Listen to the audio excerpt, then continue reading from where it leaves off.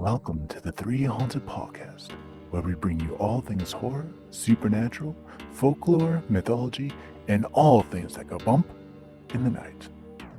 What's up, everybody? This is your co-host, Ashley Lunar Goddess, Gorilla Girl filmmaker and horror-loving cinephile. I'm just your average podcast-producing badass. I'm John Thomas. Some would say that I go a little too far with my love of all things horror, paranormal, and meta, but I say, talk nerdy to me, and I'm all yours. What's up, ghouls, gals, and all of our spiritual tribe out there? In today's episode, we'll be diving into the worlds of clairvoyance, spiritual guideship, as well as the reconnection journey with our special guest author and quantum consciousness coach, Kevin Russell. Welcome, Kevin. Thank you so much, Ashley. It's a pleasure to be here. Yes. So glad to have you on, and also really glad to have like a fellow horror fan. Anybody that can compare Tim Curry's Pennywise to Bill Skarsgård's, like, Yes. we're in good company. Absolutely. It's part of the contrast that is available for us to experience. That's what we're here for. It's all part of the human experience, right? Yeah. Scare the pants off of ourselves and enlighten. Yeah, right. There you go. Sometimes it happens at the same time. Yes, that's what I try to tell people when they're like, why do you watch horror? I tell them it's cathartic. Yeah. There's catharsis in there. There is. It's pushing the boundary of what we are willing or able to entertain as a concept or as an experience. Some people avoid it like the plague, which is great. Some people are drawn to it like, flies to honey, which is great. And that's the individuated experience that we're here to have. It's, we get to explore and develop what interests us, what scares us, find that edge that is maybe between interest and, I'm not quite sure. And, explore those areas. That's the richness I find. Pushing the boundaries of comfort, pushing the boundaries of what we're willing to let ourselves entertain, think, feel. And then we get the choice of, do we want to continue feeling, thinking, or emoting these things? And that's where we get into kind of the creatorship of life, when we get to that layer of choice. I love that. And I think I find it's always interesting if I do watch a film and I am scared in that moment, I pause and ask myself, why is that scaring me? What inside of me is connecting with that? Why do I believe that is real? Because oftentimes the horror films that I watch are very much the creature, right, or paranormal, supernatural vein of things. And so typically we're taught that's not real, right? But especially zombie films, listeners know, like, zombie films get to me. They really get to me. And so I've asked myself, what is it with that? Why does that bother me so much? That's that's brilliant to be able to do that in real time, kind of self-actuated inquiry. That's amazing, especially when you're in that heightened experience of a reactive state with a horror movie. That's phenomenal. Have you gotten any answers to those questions when you've asked them? Some of it, like if I'm watching like a possession film or a haunting film and I'm finding like my stomach is tensing up and I am really anxious, I'll check myself and say, why am I feeling this way? And oftentimes if it's something in that realm, I'm like, man, I must believe that's real. Like that can happen. That's a possibility. That is something that can happen. And not only that can happen, but it can happen to me, for me to feel that fear and anxiety. Yeah. And zombies, I still have no idea. Because in my waking mind, my conscious mind, I'm like, that's so not real. But it's, and when I watch them, I'm actually not scared. Okay. It's when I go to sleep. I have very visceral nightmare dreams. I wake up screaming and I'm like, okay, it got me somewhere. that hit a little close to home. Yeah. But I still don't know. Yeah. And I find sometimes it's us working things out. Sometimes it's just us working things out internally. My wife, for years when she was young, would have really graphic nightmares of being chased, being tortured, being pursued, being, kind of like attacked by the mob. And it got to the point where she was pretty like lucid dreaming in the sense that she had autonomy within the dream. So she was like, she'd run away and then she'd shoot an energy ball at the crowd, at the a horde, and nothing worked for years. And then finally she got to this place of just kind of being exasperated and exhausted by this whole thing. So she was in a dream, she was being pursued. And this time she did something differently, and she stopped and she turned to this entire horde of like literally pitchforks and torches ready to take her apart. And she said, I have nothing but love for you, in the dream. And it was everything stopped, everybody stopped. And it was the last time she had that dream. Can I tell you the creepy synchronicity of what you're saying? We just talked about this I love it. because I was talking to a previous guest how I can lucid dream and I can dream jump, is what I call it, Yeah. because there have been dreams where I'm being pursued. I'm being constantly pursued. And so my answer to that when it happens is I quickly snap into lucid dreaming. This is a dream, and I will force my entire dream to change. Wow. Yeah. And if it continues to chase me, I keep changing my dreams. Yeah. And the guest actually told me, have you ever just stopped and turned around and said, you don't belong here? And I was like, what? Yeah. I can do that? Or what message do you have for me? Yeah. Yeah. I never thought of that. Like, I could do that. Well, especially when we're in it, it's hard to, and this is life and this is a dream and this is anything. When we're in it, when we're in a stressful response, it's hard to do anything other than what's already programmed, because we're in this kind of unsteady, tenuous, like unstable place of dis-ease, where we're not in an easeful state, we're in a heightened state. And a lot of times our options kind of like disappear. And that's where, it's like fight, flight, freeze, fawn. It gets real simple, real quick. And that can happen in a dream as well. So practicing that autonomy, practicing that awareness in the dream, and then again, recognizing that choice. Like, I don't have to continue being pursued and torn apart or whatever it is, tortured. I can try something different. And it might be the scariest thing I can imagine, which is stopping and just dropping into radical acceptance of the situation and switching from fear to love. And I love what you said, just this idea that you can turn around and ask, what message do you have for me? Obviously, you want something. What is the message? And sometimes they're in it, sometimes there's not. And I find that can be a pretty powerful approach of inquiry for our lives as well, where we're feeling something and it's physical. And it's like, okay, I haven't hurt my shoulder, I haven't done anything exercising, but I've got this chronic pain. What is going on? So we can actually drop into a meditative state fairly easily with some breath work, with whole brain synchronization exercises, to create a little bit of space internally so we can actually get an answer when we do some inner inquiry like that. And so these are some of the tools that are naturally available to us, just like clairvoyance, clairaudience, and all the rest of the fun stuff. What is a brain synchronization exercise? I'm so glad you asked. All right. So most of the time, most of us are walking around in some low-grade stress response.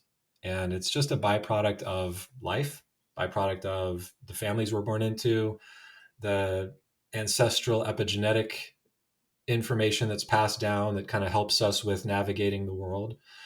And when we're in this, the 24-hour news cycle, politics, all these energies that exist outside of us that can be manipulative, they can really kind of take us over if we give into those things.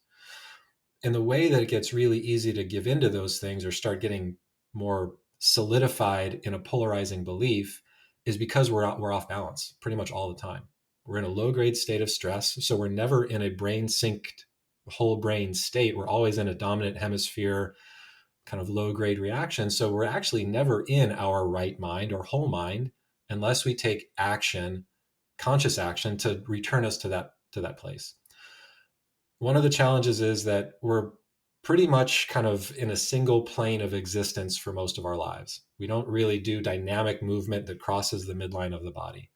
So when we drive, we're facing forward. When we're eating, we're facing forward. When we're sleeping, we're facing forward. When we're working, most of us at a computer, we're facing forward. When we exercise, we lift weights, we run, we cycle. We're all in this kind of single track. And one of the most powerful things we can do is to actually break the midline of our body, because we are physical, we are also electromagnetic. So all of us right now have two electromagnetic fields extending about 12 to 15 feet up, down, and all around us. The inner electromagnetic field looks like a donut. It's a toroidal shape around the heart. Outer electromagnetic field is closer in resemblance to the Earth's electromagnetic field, where it goes out the pole and in the pole. So out of the crown, in through the root. And these are actually things they teach in Montessori. So these are, if kids can do it, we can do it. So the important thing is crossing the midline of the body. So one exercise is called cross crawls, and it's kind of a seated march. You can do them seated or standing, where you're tapping your left hand to your right thigh, your right hand to your left thigh as you're doing a seated march. And then you add to that, facing forward, eyes only, up into the left upper limit of your vision, and hold your vision there. So it's a little bit like patting your head and rubbing your stomach, where you're giving your system a more challenging task to accomplish. So you do about 25 taps on one side, and then shift your gaze to the other side of the room, upper right corner of your vision. You do about 25 taps there. So that's one example of a brain synchronization exercise. Because when we're in a stressed state, there's a fluid-filled membrane that connects the hemispheres of the brain. It's called the corpus callosum. When we're stressed, that membrane drains, because we're in an autonomic limbic system response. So the blood's rushing back to the core, protect the vital organs.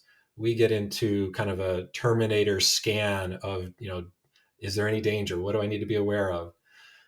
And if we don't disrupt those patterns, that's the electromagnetic resonance that we stay at. It's like a static, like it's not balanced, it's not harmonious. So if we recognize we're in an imbalance, or we're reactive in thought, in action, in expression, and a reactive thought can be, oh, I'll never be able to do it. Oh, I should have done that. Oh, why can't I get this thing I want? I don't deserve it. I'm not worthy. A lot of the reactions are so normalized because they're so familiar, and we experience them so often, we don't recognize we're in a reaction. We just kind of experience, oh, I tend to be a negative person. It's like, no, that's the conditioning and programming you've experienced. That's not the true you. So I find the more that we can get to a whole brain state, crossing the midline. Another great one is just crossing your legs at your ankles, crossing your hands at your wrists, and just doing some nice relaxed belly breathing for 2 or 3 minutes. And you're going to find kind of the intensity that you're experiencing starts to dissipate, like kind of starts to drain out. Does it matter if they're crossed like the same direction, or do they need to be opposing directions? Yeah, great question. When you're starting off, you can just cross whatever is feeling the most comfortable for you. Just cross them. Yeah, so just a lot of times I'll guide clients when we're in a process. If it's one of those where we want to explore our own knowing, our own inner knowing, I encourage people to cross your ankles one way, give it a breath, see how it feels. Cross your ankles the other way, give it a breath, see how it feels, and go with the one that just feels like a yeah for that moment. It's just like, ooh, okay, that feels good. And then same thing with your wrists. Cross your wrists one way, check it out. Cross your wrists the other way, and go with whichever one feels the best. Now, if you're in duress, if there's something crazy going on and you're not driving a car, you're not operating heavy machinery, there's something I offer. I call them positive disruptions. And if you guys want to, I can guide you through it real quick. Let's do it. It's a little bit of breath work and a whole brain posture. So go ahead and cross your right ankle in front of your left, and your left wrist on top, or sorry, right ankle in front of left, right wrist on top of left. So right ankle, right wrist on top. So we're going to cycle through the 4 different combinations of the crossings. So I'm really glad you asked about that. And we're going to add breath work to the process. So have either of you heard of Wim Hof as a breath worker? Mm-mm. So he's this awesome Dutchman. He created his own breath working method, and he holds a bunch of Guinness records of kind of extreme exposure feats. So he's climbed Mount Everest in shorts and hiking boots. Oh, wow. He's ran an ultra marathon in the Sahara Desert without taking any water. He holds breath hold records submerged underwater. They call him the Iceman because he kind of he's one of the forces that popularized cold plunges, ice baths, things like that. And when we can utilize different components, so in this case, we're going to be doing breath work with a whole brain posture. What we're going to do, blow out anything going on in the mind that's ruminating on the past, worrying about the future. Really helps to bring us right into the present moment. As Wim Hof likes to say, we are going to get a little high on our own supply. We're going to hyper oxygenate the system. So you may get a little lightheaded. You may feel a yawn or some tingles in your torso or in the base of the neck. And we're really it's this positive disruption. Like if we have a dog or a pet that's got a bead on something, it's like, and we disrupt it. Hey, look over here. And then the dog looks at us and the tongue comes out and the tail starts wagging. We're going to do that same thing with our body, with our mind body. All right. So right ankle, right wrist. And the breath is going to be open mouth.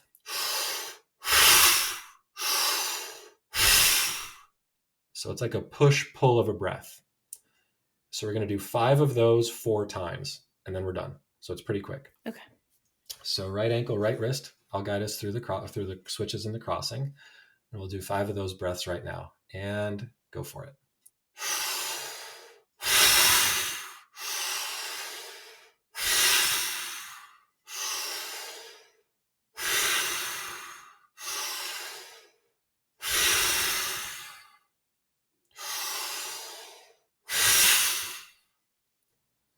Switch just the wrists. So now left wrist on top.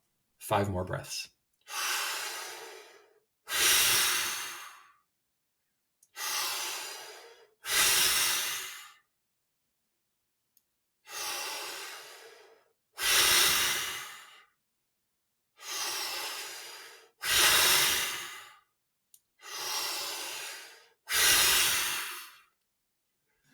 Now switch just the ankles. So now we're left wrist, left ankle in front. 5 more. We're halfway there.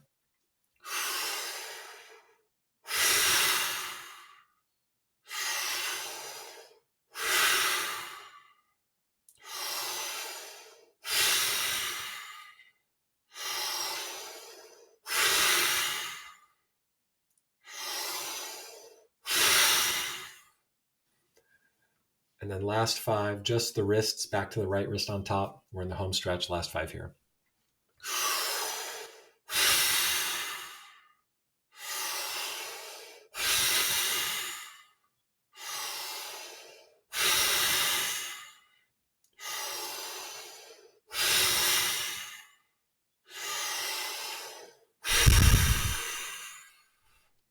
Let that controlled breath go. Come back to nice and normal breathing rhythm. You may feel a stretch or a yawn that's there for you. So that's one of the options that's available to us. I call it a positive disruption, a bellows breath. And sometimes I call it a break glass in case of emergency breath. Especially with, I'm not sure when this is going to air, but with holidays, with family events, there can be a lot of intensity that increases around those. So let's say you're going to visit family, you're in the car, you're about to go in, everybody's inside, you hear the activity. You're like, okay, here we go. I know my aunt's going to be a certain way. Oh, that one uncle, oh, my cousins are kind of crazy. If you knock out just 20 of those breaths and do some crossing, you're going to enter into the situation much more balanced, much more present. So you have more of an opportunity to just be real present with everyone. And then if we're feeling a stress response, we're feeling like we're about to shout or blame or yell, that one cousin just knows where to poke us and get those reactions out of us. You know what? I'm going to go to the bathroom real quick, knock out some more breath, knock out some more balancing, and then you come back to the present moment. That's fantastic. I feel lighter. Awesome. That's the goal. Invite in more lightness, release some of the weight we've been carrying with us, coming back to more clarity. And then we got more choice in life. It reminds me a lot of the different yoga practices, especially the ones where you're doing a lot of the crossbody twists. Yeah. And because some of them, are opening to the same side, but some do cross. And as you're taking in those deep breaths and exhaling them, that's phenomenal. I love that. Break glass in case of emergency. There you go. Yep. Knock out some intense breathing, and you're going to come back to your center in short order. Yeah. Now, how did you first enter into all of this world? Because it is a unique world. Yeah. Yeah. Really kind of stumbled into it. I was on a bit of a self-healing journey, we could call it. So my wife and I, kind of about 2015, 2016, we'd been married for about 10 years. We had a fourth grade daughter, fourth grade daughter around the time.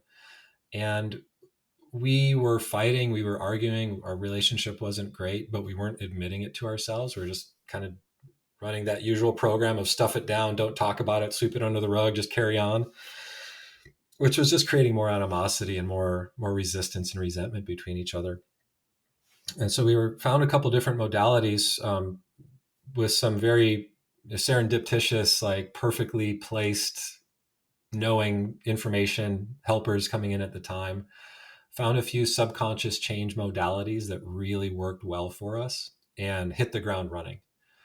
And I came across some research at the time that showed or suggested that about 95 to 98% of our thoughts on any given day, regardless of the volume of thoughts we have, are going to trend towards looping, repetitive, something we've thought a version of in the past. And about 85% of the thoughts we have on any given day are going to trend towards negative. So judgment, comparison, if we're feeling scarcity, we're not feeling peaceful, we're agitated, we're really out of sync. And so if we're in a negative space and we're in a looping space, I'm like, that's the majority of my thoughts. I don't want to listen to any of them. If this is the way my body's trending, I don't want to listen to anything going on. So I learned how to self muscle test, because I was like, a lot of the thoughts in here aren't doing me any good. They're really keeping me stuck, keeping me self-critical, keeping me in judgment and comparison. So I'm just going to test what I'm strong to. I'm not going to make any choices. And so I started muscle testing what shirts to wear in the morning, what to eat for breakfast, what to eat for lunch, what movie to watch if we were going to watch a movie. I was really fascinated by getting really clear, using some of these brain sync exercises and breath work to get balanced, centered, and grounded, and then use these tools to uncover what I was really strongest to, as opposed to what I thought I wanted or needed. And as I was lightening the load with the subconscious work, as I was staying open and curious with my daily inquiry practice with self muscle testing, the noise in my mind started to quiet. The hamster wheel started to slow down.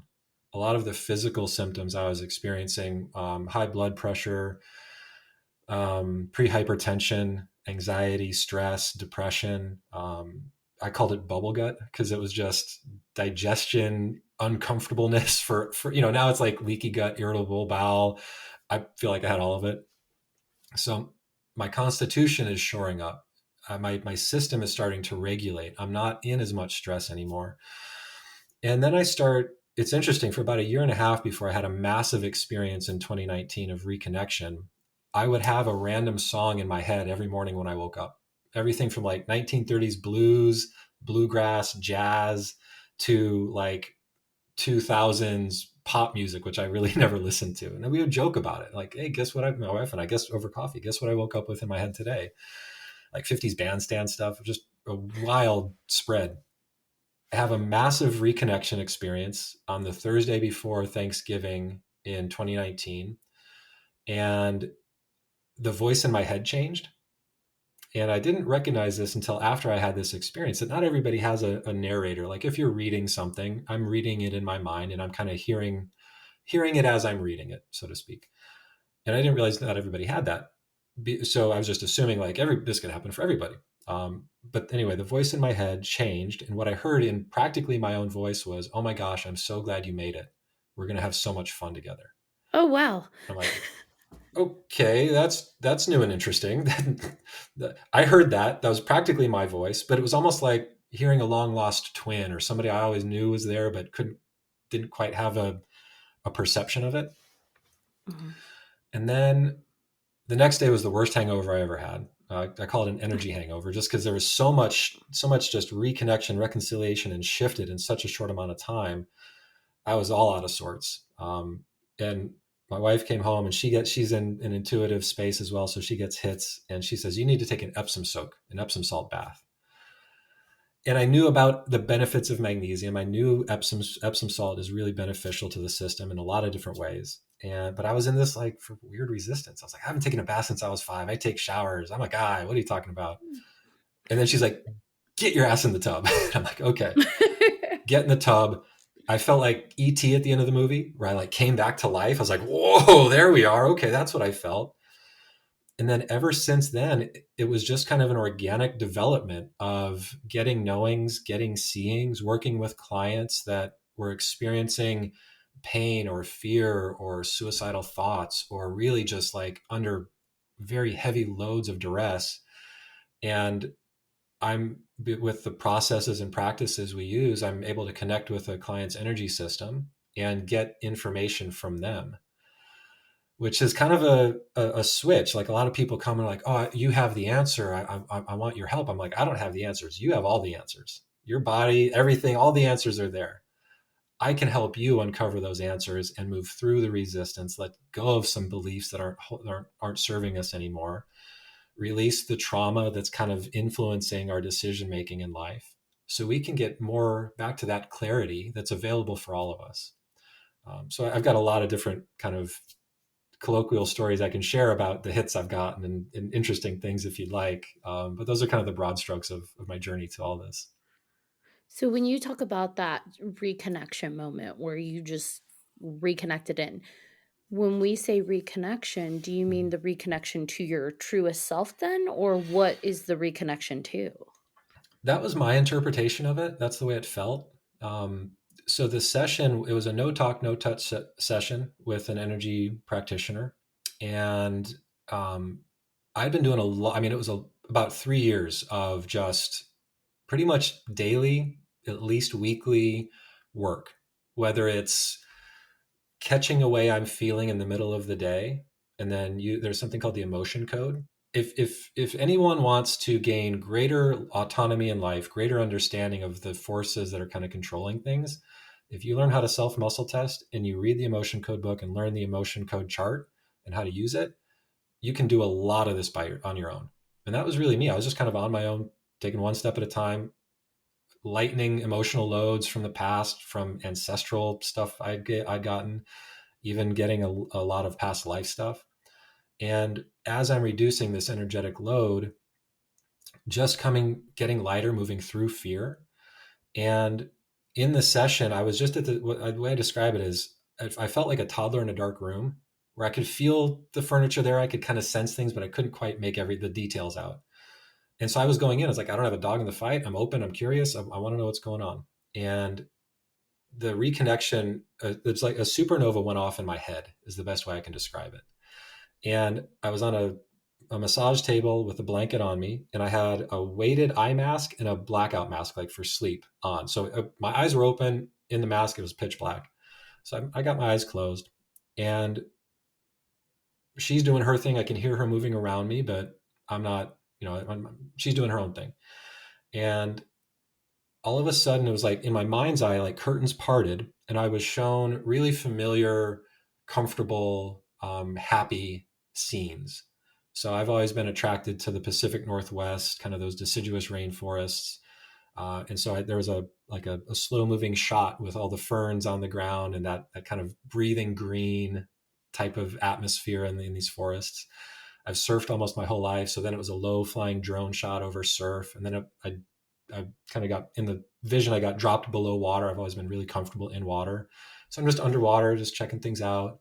And then I get shown this vision of me playing soccer with a friend from like early childhood in the house I lived in when I was probably early elementary school. And so I'm like, oh, this is cool. This is fun. And then everything kind of fades, and then the supernova goes off. And the best way I can describe it is just like mainlining unconditional love.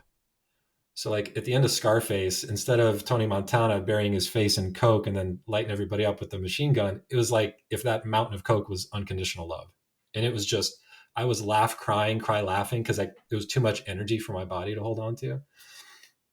So I come out of it, I get the voice change, and I explained to the practitioner what had happened, and she's getting her own information.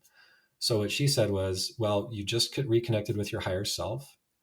And it's like you were in a high-rise elevator going from the 3rd to the 5th floor, but your guy in the 9th floor is like, hey buddy, up here, this is where the action is. And that's where the name for my book came, My Guy on the 9th Floor. And it's really just a metaphor. And every one of us has a guy on the 9th floor. Every one of us has a universal concierge, or that aspect of ourself that has always been there, but we might not have been connected to because we're so busy having this 3-dimensional human life. But every single one of us has it, whether we call it my guy, Winnie the Pooh, Cleopatra, Queen of Sheba, Joan of Arc, whatever it is.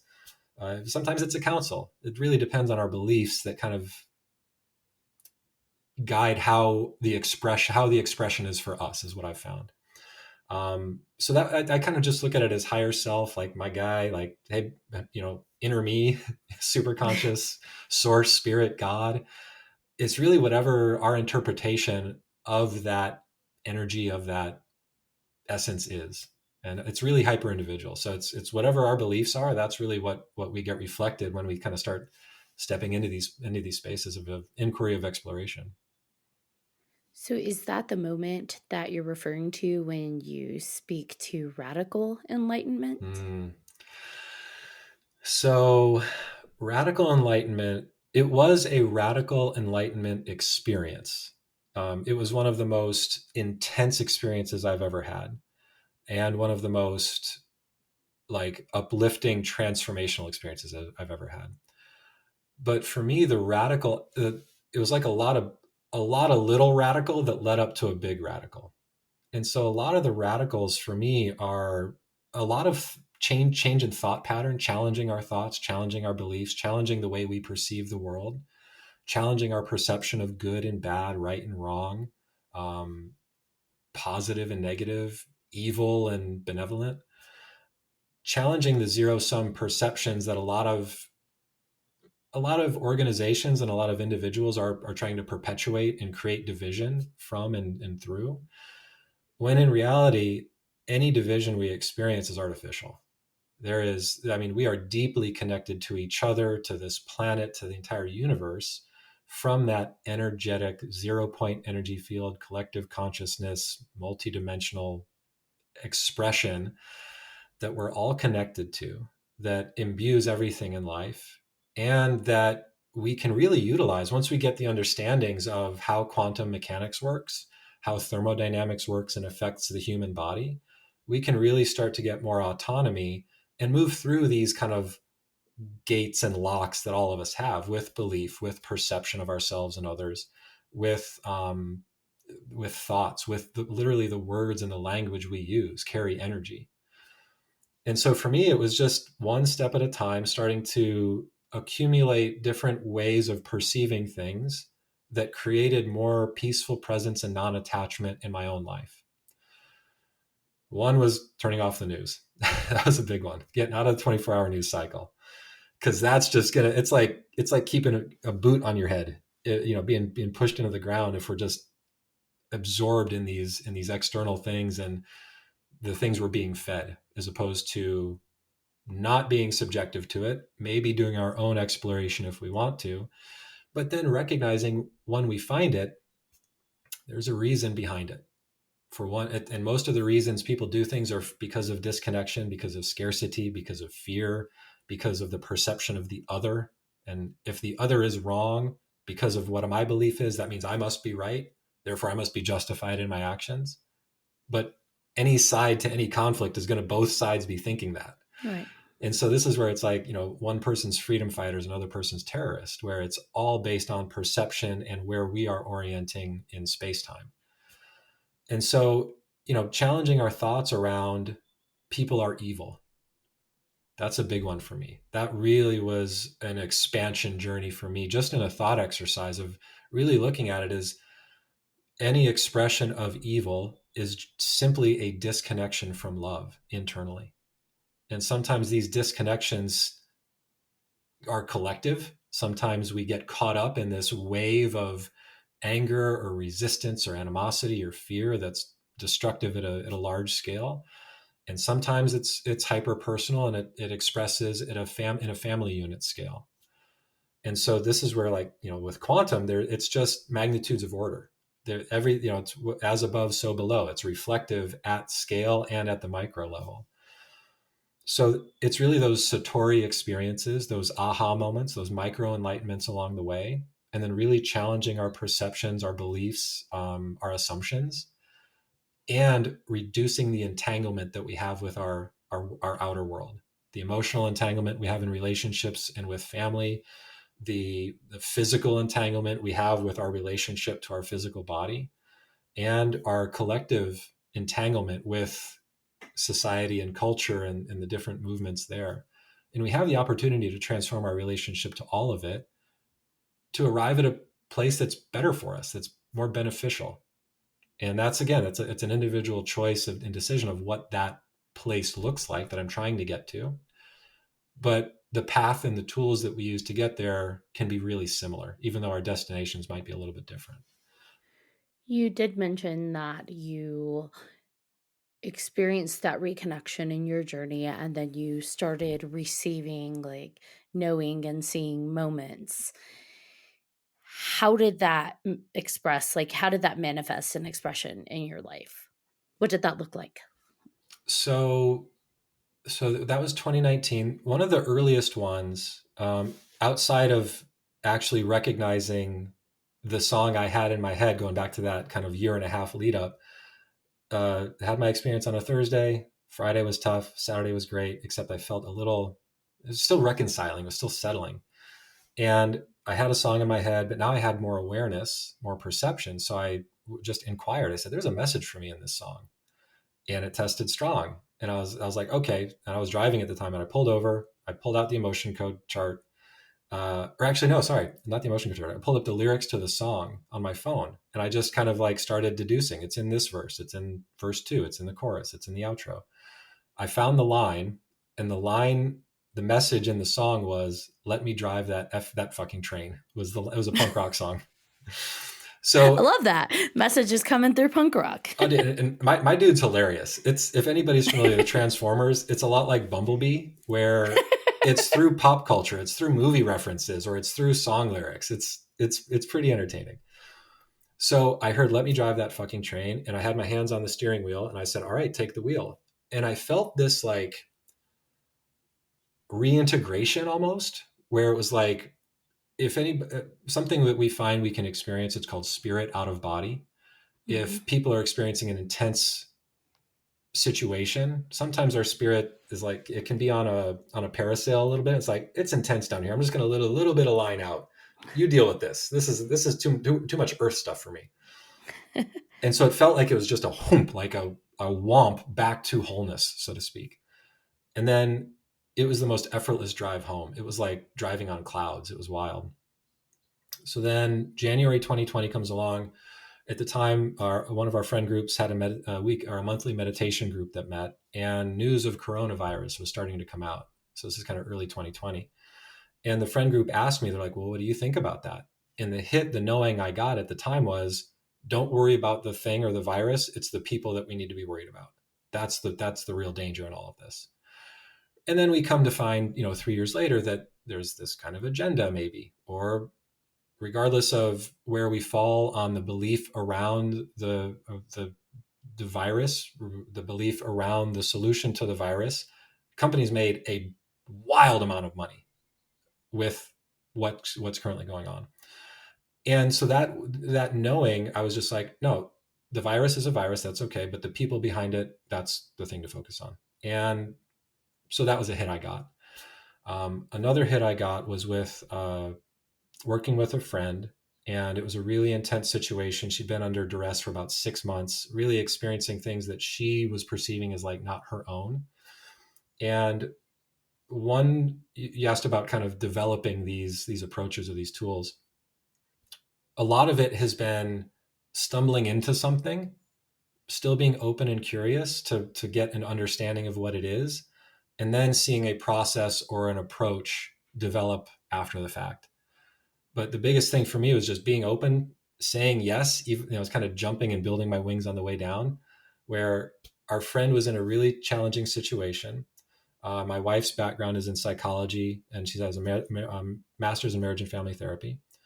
And the decision was at the time with our friend, the ultimatum was you either come and spend a few days with us and we dive in and we get some work done, or we're going to call a 5150, which is, if anybody's familiar with psychology, it's basically harm to ourselves. So it's an involuntary hold. And she said, all right, I'll come to you guys. And we dove in, and over 2 or 3 days, we probably worked for 8 to 10 hours together. And I'm using at the time my tool set, which was what it was. And we connected, and I felt like there was something like a big bundle of energy that was really impacting her. And I was like, this is, and at the time it was a checklist of inquiry. This is from this life. This is an emotion from this life. No, this is an emotion from something ancestral, from mom or dad or grandparents, something like that. No, this is a past life emotion. No. And then I'm like, okay, well, what else is there? And then I get this knowing or this feeling. And I was like, this is, and I don't even remember if I had this language at the time, but the language I use now is it was a tether, an energetic tether. So the understanding that I've come to in my own practice is when we transition, and I really don't use the word death anymore because I don't find or feel there's anything final to the transition. It's stepping through a door into a different experience. And I do feel like we are a wild, beautiful expression of the theory of Gestalt, where the sum is greater than the whole is greater than the sum of the parts. So if we do entertain the idea that there is something that lives on beyond the physical after we transition, if the transition is anything other than peaceful, it can be sudden, unexpected, prolonged, traumatizing, painful, anything that's less than just a peaceful transition. If we have stuff that we haven't dealt with, if we're carrying baggage, emotional baggage with us, those negative emotions can kind of attach to things that are still in the three-dimensional space. And that's why I call it a tether, where this energy that's transitioned is tethering to, a lot of times it's a friend or a family member. And so I connected with this, and it was just a full body feeling of this is the right direction to go. My wife Kelly calls them truth bumps when you get a full body chill. So I said, this is a tether. And as soon as I hit on that, I saw like a rundown in my mind's eye. I saw like a rundown industrial facility, exposed concrete walls, steel girders, kind of dripping. It was damp. And I was like, okay, I was getting this. And I'm speaking to my friend who's the client at the time. And my friend says, oh my gosh, and she's got her own awarenesses and sensitivities. And she said, every time I've thought about my friend, I see the train tunnels in, I think it was Along Came a Spider, which was like a crime movie with Morgan Freeman and one of the Judds. Ashley Judd. And yeah, Ashley Judd, thank you. You're welcome. And so I'm like, okay, industrial, drippy subways of New York. Yep, that kind of matches.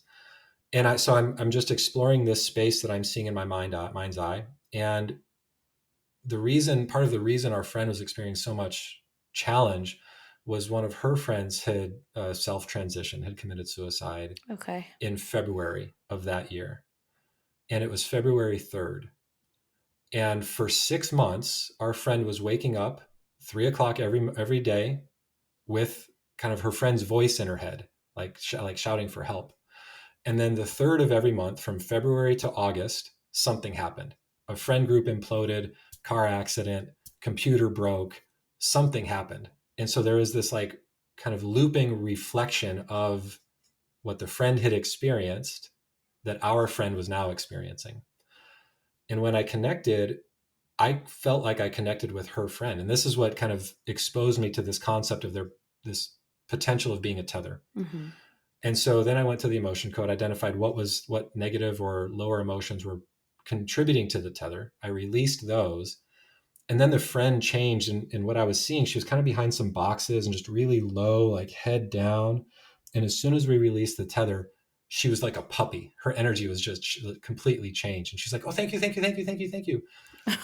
And it was wild because what I got from her was she didn't regret the action she took. She regretted where she ended up because it was unexpected. She's like, I was expecting to just go back home. And then I was stuck in this like industrial complex. What's going on? So connect with this energy. And then I start speaking to our friend as her friend spoke to her. And our friend's name is we call her Mo. Her name's Maureen. And the friend she was the only person besides her mom that called her Maureen. But she had kind of this like real like jovial kind of bro affect. And so what I was hearing and what I was sharing, I was like, Maureen, bro, what happened, dude? And Maureen starts like tearing up. She's like, she, in my mind's eye, her friend was standing in front of me. I was like, okay, she's about 5'3". She's got short hair, kind of like a little, choppy bob type of thing. A lot of energy. She's got kind of green eyes, darker hair. And our friend's like, dude, you're describing her to a T. So that was kind of this first tiptoe into this space. And then I start creating processes based on those experiences. So I was working, so we were able to release the tether and help the friend find her way back home, help her transition. How did you release the tether? Like Yeah. how does one do that? So one is identify. Like it's important to identify what it is. And that has shifted for me. A lot of times when I started out, it was identifying the emotion and the age in which it was created or got stuck, so to speak. And I've evolved that now to be more efficient with it. So I only inquire about an age if it tests strong that we need to. Otherwise, it's just identify the emotion and clear the emotion. And there's a number of ways we can clear emotions just all on our own. I've developed my own physiology has developed its own approach to this.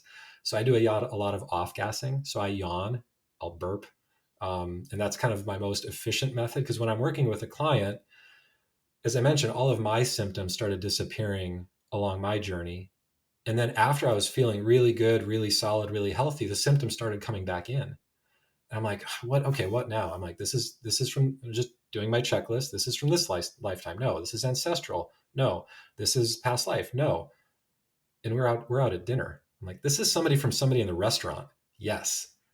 And so I'm like, okay, now I'm absorbing energy from people. So I'm like, okay, they're at a table, they're at a booth. And just deduce it down, I'm like, okay, it's the dad at booth 3 over there. All right, go to the bathroom, identify what it is, clear it. Then I started absorbing energy from places. So we were on holiday in Europe, we were in Portugal, and our daughter's kind of sensitive to energy as well. And there's this one town in southern Portugal. We're like, we got to get out of here. Like this is just it feels too intense. I gotta decompress. So one of the easiest ways, and everybody can do this, disrupting or clearing energy. A lot of times the energy is kind of within the system, but when we identify it, it's like the cream rising. When it's identified, we kind of bring that aspect to the forefront. And then we can do this right now. You just we call it swiping, or I call it swiping our electromagnetic field. And so as you're doing this, if you're doing this at home, you may feel some tingles. You may feel some tingles in the crown of your head and your shoulders. So it's simply taking your hand, and you can do this with a refrigerator magnet, but we are electromagnetic as well. So you can just use your hand, and you just hand in front of your nose, but not touching, swipe up and over the crown of your head and kind of flip your hand off the back of the neck like a ducktail or like a mullet. So from the nose up and over the crown, and maybe do 5 or 10 of those. And then just see if you noticed any tingles, any kind of shivers, anything like that. We may or may not have. So that's one way. That's the quickest way you can do it. Other ways to shift energy: rebounding. So jumping jacks, jumping rope, heel drops. That's a way to release energy. Breath work is a great way. We can do qigong tapping or EFT tapping. That's another good way to shift and move energy. Getting outside in nature, barefoot, grounding. That's another really good way. Depending on how much time we have, I mentioned an Epsom soak. I think everybody should be looking at their magnesium levels, just because we're not really getting a lot of the dense nutrients we were getting from our food previously, just because of the farming methods we're using now. And magnesium's present in over 400 biochemical processes in the body. So one, healthy magnesium levels help us with our natural talent, help us with all of this fun stuff we've been talking about. Very practically, magnesium is really important for a lot of physical, biological functions as well. So it's a value add. So there's just some quick ways that we can kind of shift energy, move out of energy, shift out of a negative state that we find ourselves in. How did you discover your various clair abilities? because I know you went through your radical enlightenment and reconnected to yourself. So you started opening up, and it sounds like absorbing everybody's energy. That was at least for me, that was part of the journey. Yeah. I mean, and you said this was about what, 2015 you started this kind of trajectory. So in the grand scheme, it hasn't been that long. All of these things are just opening up for you. Does it get a bit overwhelming? It has at times. And most of those times were situations where in my mind, I was like, I can do it. I can handle it. And I connected with energy that kicked my ass. Like I got my butt kicked a couple times. But as far as like kind of picking up those tools or reconnecting with those abilities, really just kind of stumbling into it, where like somebody would ask a question about something, and all of a sudden I would know. It would be more like clairessence, where I was like, it was a knowing, like feeling knowing. And then a lot of it just really came one step at a time, kind of working with clients. Another client I was working with was experiencing like fibromyalgia, like nerve ending pain, full body pain, and a lot of emotional weight she was carrying with her, exclusive of what I connected with. But I was just inquiring, feeling into it, and by this time I had some protocol in place. So I was like, I had an understanding of looking if there is a energetic tether, if there are energy cords, if there's negative or traumatized energy that's affecting the system that we can address. And so I get a hit that it's a tether, and then in my mind I just see like beefy, hairy forearms, and I'm like, and then I get like red flannel and lumberjack, and I'm like, okay. And I just start explaining. I'm like, this is what I'm getting. I'm seeing big, beefy forearms. It feels like it's a really big guy, like a lumberjack, and it feels Canadian. And she goes, my husband just passed, I think 2 months ago, after a real quick awareness of, I think it was pancreatic cancer. So it was like 3 weeks from diagnosis to transition for him. And what had happened was he was tethered to her because he was still in the kind of physical human mindset of wanting to be there and provide for his family, wanting to keep his wife safe. The challenge is when we as living humans experience a tether, we experience the negative emotions in the tether as if they're our own. So, and it's especially with the transition time period, there's so much grief and just this upwelling of loss that's taking place. We don't necessarily have the wherewithal of recognizing, oh, this feeling of fear or anger or loss, it might be mine, and it also might be something else that's exacerbating or magnifying the way I'm feeling. So I get this hit about the forearms, lumberjack Canadian. And then the way that my approach to helping energy transition or energy transform is asking, show me a feeling of unconditional love that you've experienced. Because what I found is, it's cliche, but love is the answer to anything. What do I do with a dictator who's terrorizing? Send as much love as we can. What do I do with my mom who's driving me crazy because she keeps nitpicking and she just knows it? Send as much love as we can. So when I asked this energy that I had identified as her husband, like, show me a feeling of unconditional love, I saw Zamboni and ice skating. And so I asked, I was like, was your husband an ice skater? He played hockey his entire life. So we released the energy that was making up the tether. I asked, show me a feeling of unconditional love. And then in my mind, in this kind of creator space, visualization space, I just went for a skate with him. And that's all it took for him to connect with a feeling of unconditional love. And then most times once we connect an energy with that, it's a real quick transition. And it's just back to the oneness, so to speak. But it, like, just like that, it's really been one experience at a time that's just gotten me very comfortable with getting knowings, getting hits, getting downloads, and it just being kind of part of normal life. And I do want to mention, I've kind of flipped my perception of everything in these experiences. And what I've come to an understanding of is we are all already enlightened. We are all already clairvoyant, clairaudient, clairsentient. We're all mediums. We can all remote view. Telekinesis, I have a feeling, is right there for us as well. And it really has a lot to do with our beliefs that keep us from these things. It's like, oh, I see, I can't remember the guy, very famous clairvoyant from back in the day, like some name with a G, but it's like, oh, that person can do that, but I can't. But it's these breakthroughs in experience that kind of open up the playing field for all of us, much in the same way as like the 4-minute mile. At a certain point in human history, it was never imagined that a human could run a mile faster than 4 minutes. And then next thing you know, Roger Bannister comes along, breaks the 4-minute mile, and then within 3 years, there were like 8 or 10 other people that broke the 4-minute mile. So it's just breaking through perception of limitation that can throw doors wide open in ways that we never expected. Yeah, I think that there is a lot. Well, there's something. I'm going to go back. Yeah. I love the idea that you're speaking to of this concept of the tethers, because this idea that we form these strong, energetic, some might call metaphysical connections with other beings while we're in this experience. A lot of people assume once someone passes away, well, it's just gone. And to your point, we're not just dying, we're just transitioning. So it is, it is quite logical to then say, hey, it's possible for those energetic connections to continue for better or for worse. Because if it is a traumatic kind of passing or a very abrupt passing, that might funnel through that tether in that way. And it's interesting. There's a lot, you're giving me a lot to think about, but also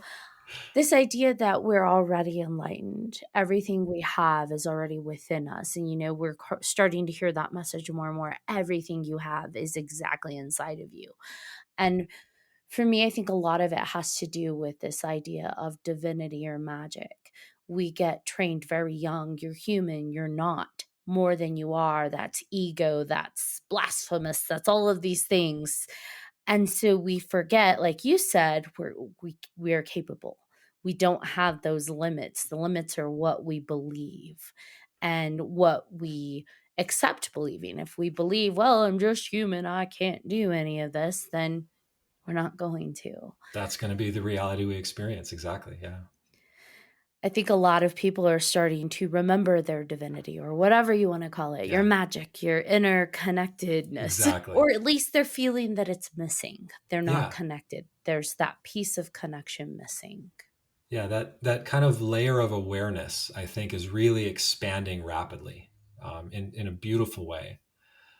And I think the challenge is that we're exploding and expanding in these awarenesses, but a lot of us are like, well, what am I supposed to do with it? Like, what the heck? And that's really where the book came through, where one of the messages I got in that session in 2019 was, you just reconnected with your higher self and you're here to create a new human design. And I'm like, the first thing I thought as soon as she said that was a book. Understanding and recognizing that a human, something called human-centered design already exists as far as a way to identify an archetype or a personality type.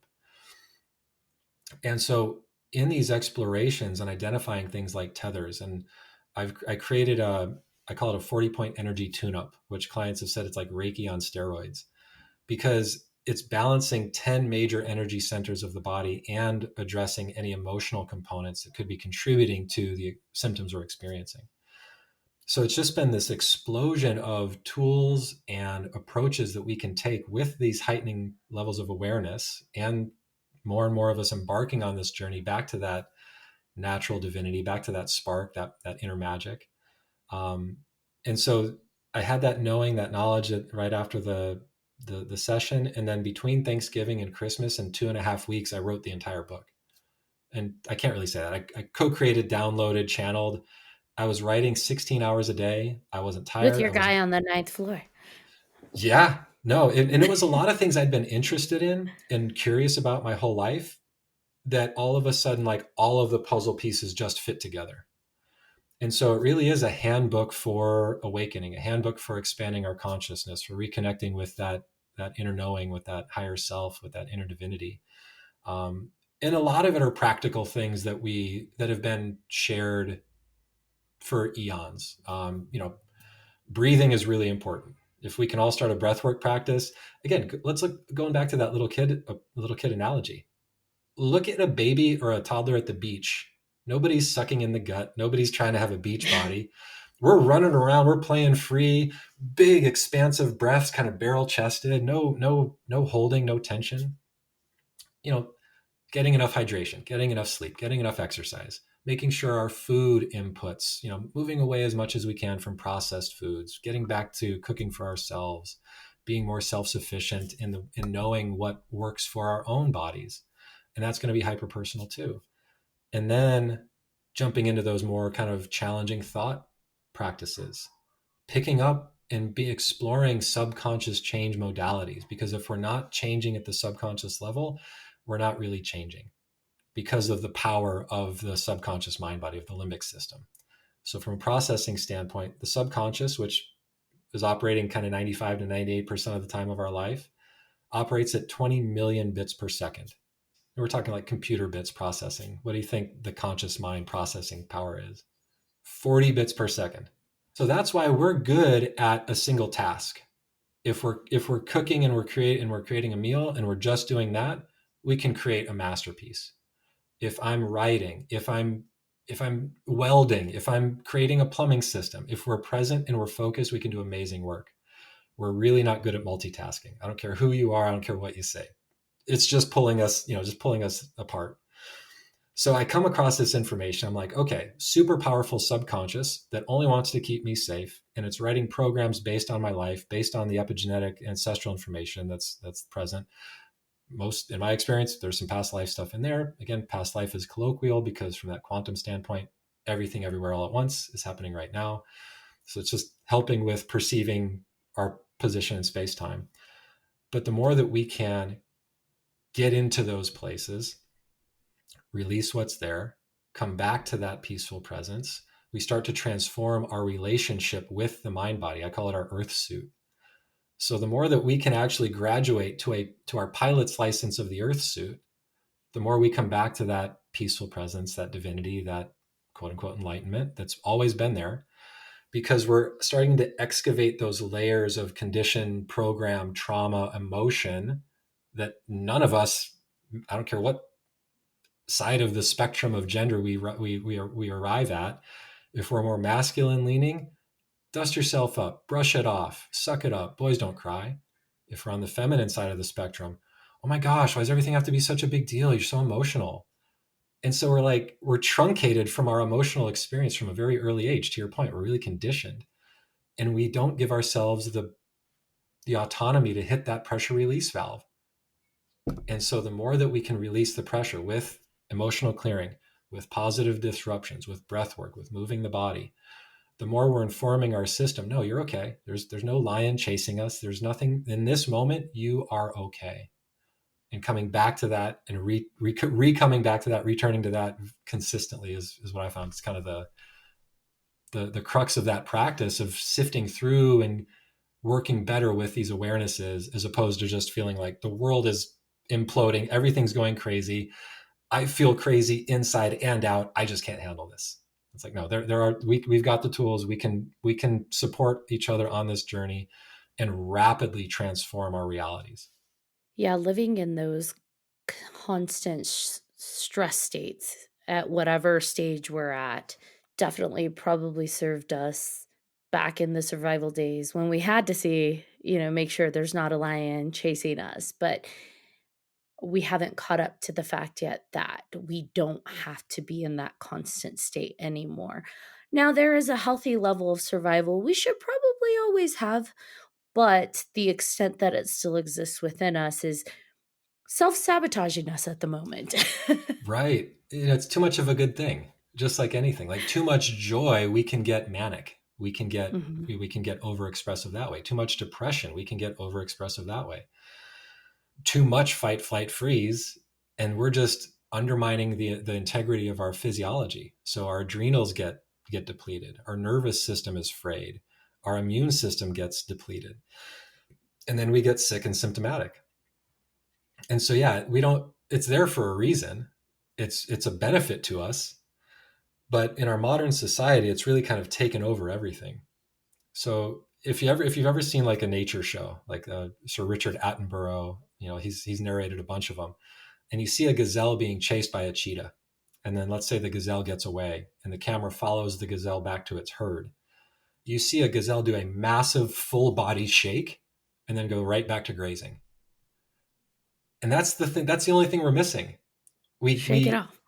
exactly, we exist in stress, in this undercurrent, this like drip, constant drip of stress, but we never shake it off. We never get out of that resonance. And so if we give ourselves that, it would be great if we were a little bit closer to that biology in a way, because, to your point about hunter gatherer, yeah, we go and we're hunting the mastodon, or we're, defending from the saber-toothed cat, but then the threat leaves, and we go back to the campfire. We go back to weaving the basket. We go back to sharpening the tools. It's kind of out of sight, out of mind, but it's this like, again, everything's connected. And so we're all enmeshed in this competitive, false sense of scarcity, really controlled and contrived existence in kind of society. And the only person that can shift us out of that is ourselves. Nobody else can do that for us. We're the only ones that can turn around and say, I have nothing but love for you. Oh man, talk about full circle. Heck yeah, I love it. Full circle. Yeah, the opportunity is there for sure.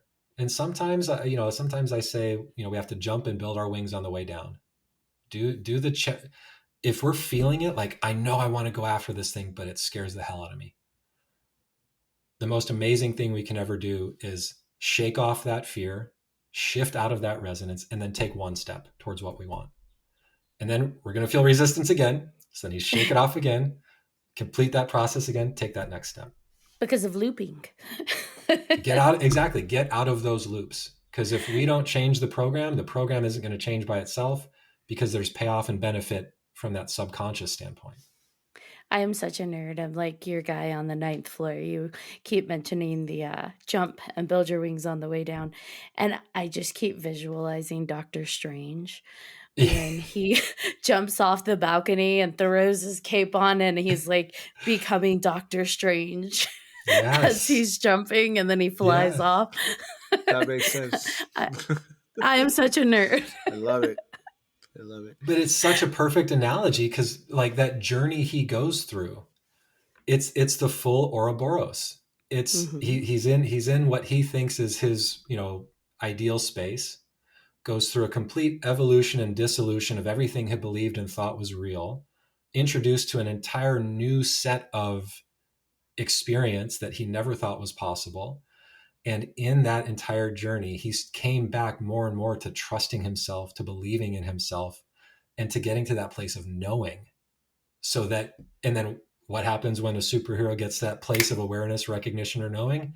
Boom, everything turns on. Yeah, he's probably my favorite Marvel character because of that. Yeah.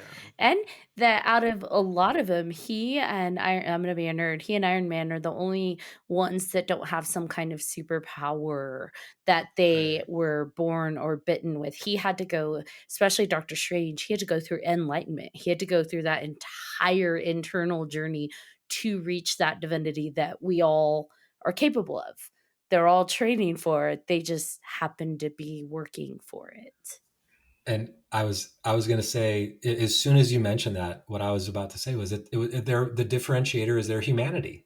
Mm-hmm. It's their humanness that makes them so powerful, regardless of alternate intervention of, spider, goo, whatever it is, radioactive, the things. I love his character, and I do love that like he keeps his cape figuratively and literally with him at all times, even when he's in his, what did you call it, his Earth suit, he's in his tuxedo and he's just dressed, jumps off, and suddenly he pulls the cape and he's turning into this Iron Man. And really, that's all of us. We've always got it with us.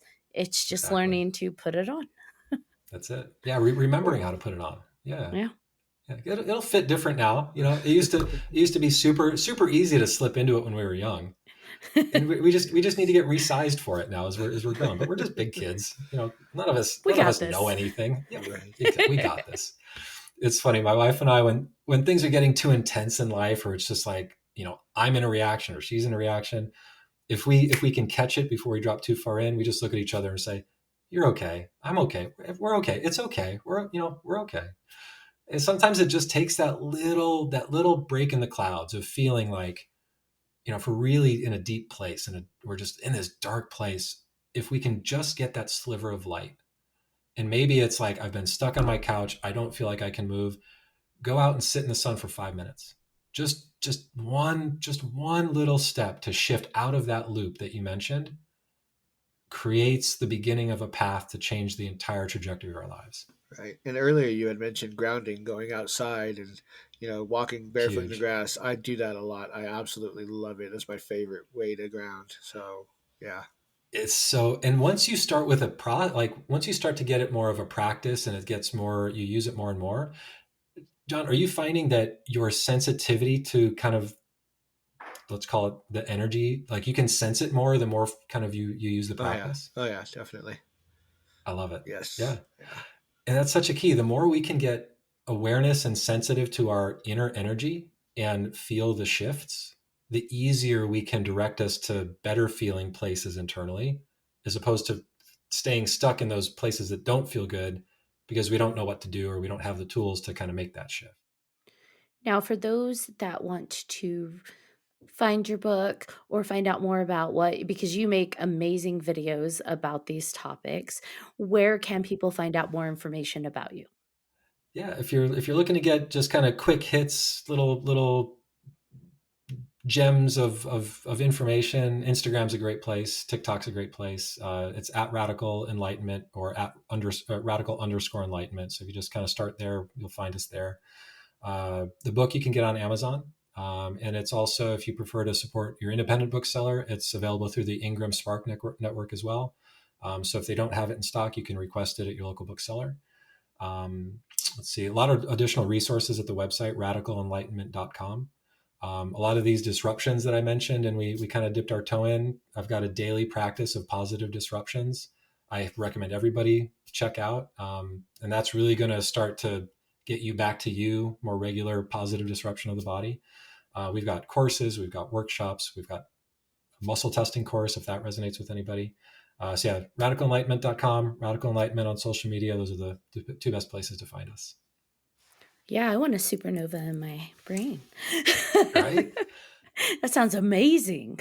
Here's the other rub that I only came to after the experience was I wasn't looking for it. And one of the most powerful places that we can operate is peacefully present, non-attached, and without attachment to a specific outcome, because it limits the possibility of experience. So what I find is if we can have an idea of where we're going, we have an idea of the steps to get there, then the practice is finding the being in the doing. If we can find that state of being, that I am, the isness behind all of the labels and identifiers of life, we've got an idea of where we're going in the positive direction, then we can start making moves there. Yeah, our suffering is oftentimes linked to our expectation of a specific outcome. And I am full body chills. Guilty of Yeah. that aspect. So I've been Me working too. really hard to Yeah. breathe out. I have no expectation on this outcome. If whatever happens, happens. I mean, we want to experience more freedom in the world, more peace in our lives. The best thing we can do is release attachment, resistance, and expectation to others, and to Yes. outcomes. Because and this is that kind of funky thing that might be challenging to arrive at, but our reality is created from the inside out. So what we believe, what we feel, what we think, what we speak literally becomes what we experience. So if we're thinking, feeling, and emoting, the world's going to hell in a handbasket, nothing's ever going to change, then that's the reality we're going to experience. If we're experiencing a reality of, hey, there is a lot going on right now, there's a lot of turmoil, there's a lot of disillusion of past things, there's a lot of new creation coming in, and I'm going to navigate this to the best of my ability and be open to new tools coming in, you're going to have a much more successful time. And it's a practice. That's the biggest thing. This is all a practice. So the lighter we can be on ourselves as we're in these practices, the better off we are. Yeah. One of the biggest things that is cliche as it sounds that opened up my yoga practice when I started that journey was I took things so seriously at first. Like, I have to get this Right? just right. I have to pose. Yeah. I don't look like them. I don't. Yeah. And my aha moment during that journey was when I looked at myself in the mirror, kind of wobbling, and I stuck my tongue out and made a face at myself. And then Yes. I started laughing because it's like, this isn't about what they look like, what I look. This is, what does it feel like? Yes. And if it feels shaky and it feels wobbly, that's okay. That's part of the journey. And so now, whenever I do any kind of yoga practice, I will take a moment to stick my tongue out and make a face at myself so I don't take myself too seriously. I love it. Everybody listening, heed Ashley's advice. Oh my goodness. That's such an important factor of lightening up on the seriousness. And there's a great line from, I think it's the something Marigold Hotel, is a movie from a while ago. Mm-hmm. And the line is, everything will be all right in the end. And if everything is not all right, it's not yet the end. Oh. And so it's like, hey, even in the darkest times, we can laugh. We can add levity to the heaviness, especially when, we're in that comparison and judgment space in a group class like that. Oh my gosh, I'm going to do that from now on, because that's just look in the mirror and make a face at yourself. Because what as you were sharing that, what I thought was, in my mind, what I like to do if I fall out of a pose, or if I'm trying something new and it's challenging and I'm not getting it immediately, and I think I might have picked this up from Andrew Huberman. He says, "Good." Like, good. Oh, I failed at something. Good. I fell out of pose. Good, because it's not that big a deal, and we get to try again. I'm gonna start doing that. Yay! Good. Yeah. I love that. I messed up on something. I forgot something. Good. Now I'm going to be able to remember it more in the future. Yeah. That's so awesome. I love it. Yeah. It's just, again, it's that asynchronous disruption where it's not the reaction we'd expect. So it can be that much more kind of like tactile, much more impactful. It's like, wait, good. Whoa. Exactly. Does not compute. Like, okay, hold on, break that down. What do you mean good? It's like, oh, now we got more awareness. Now we can do something about it. Yeah.